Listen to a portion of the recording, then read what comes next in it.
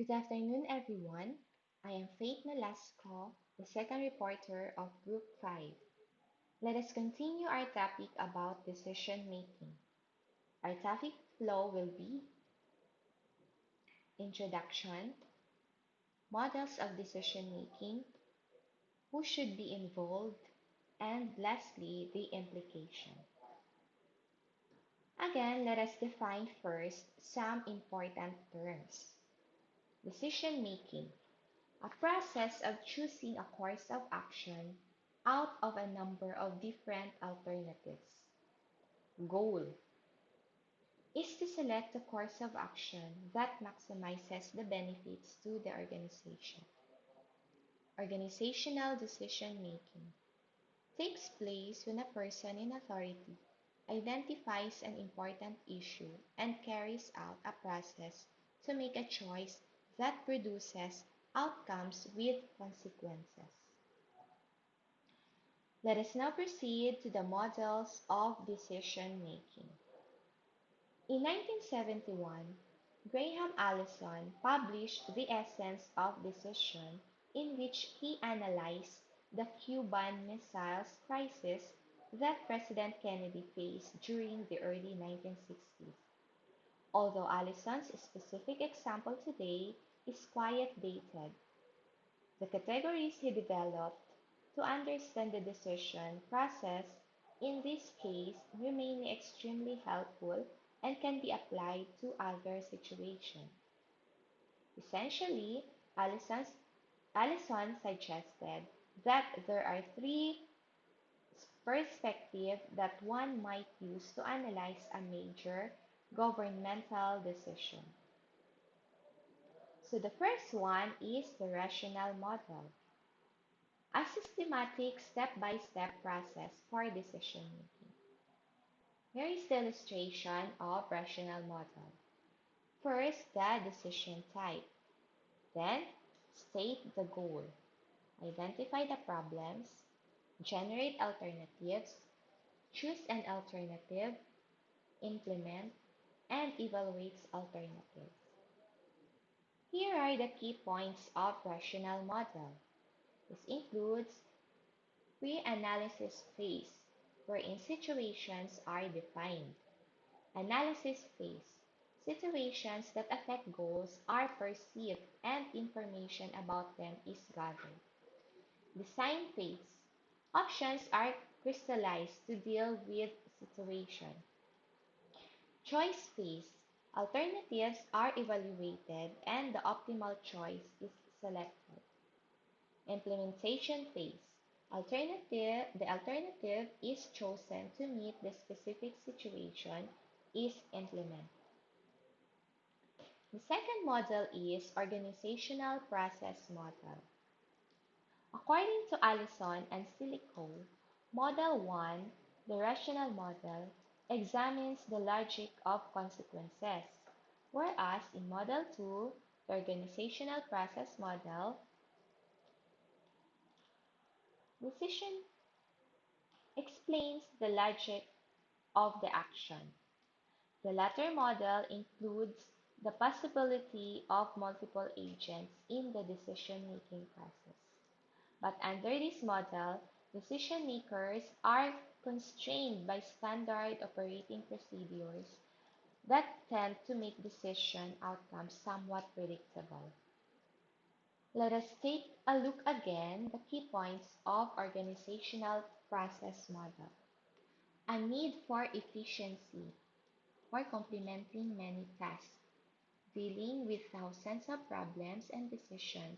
Rationalizing will take so much time, and very little will be done over critical timelines, leading to using standard operating procedures. They provide structure and regularized way of doing things that is good enough on average.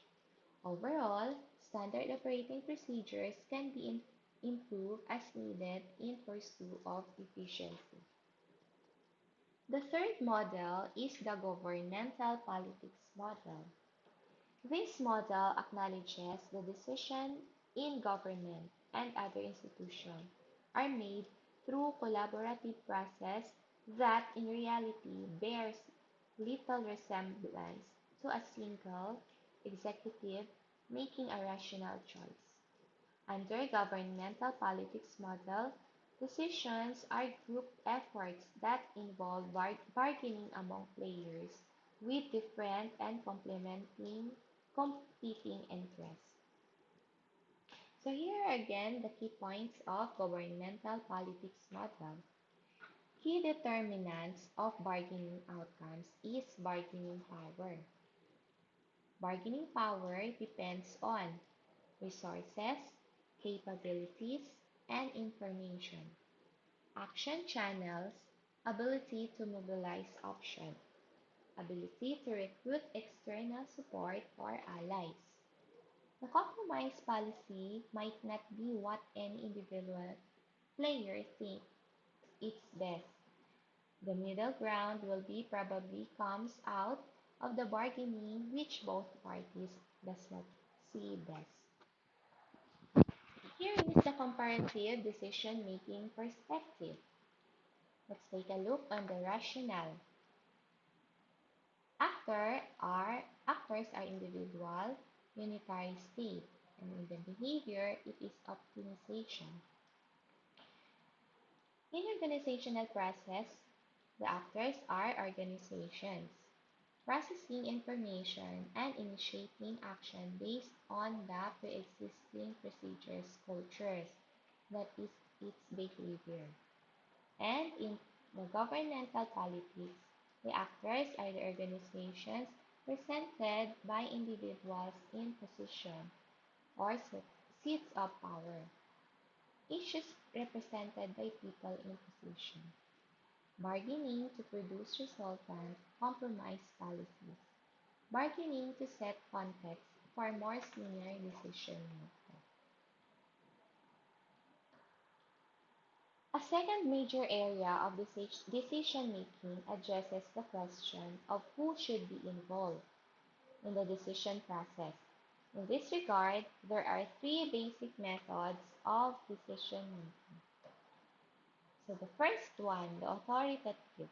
Decision an individual makes alone or on behalf of a group.